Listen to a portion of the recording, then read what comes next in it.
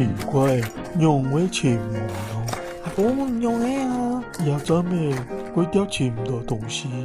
攞嘅記性變惡，唔知係咩得到失智症。阿哥，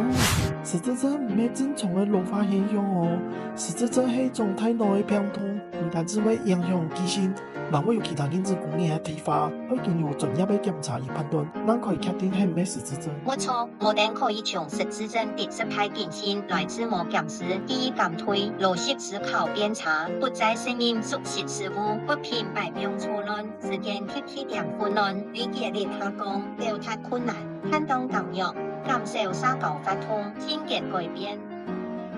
失智症可以預防嗎？失智症預防可以對日常生活注意，可以推薦群比上，馬佢係佢嘅比喻。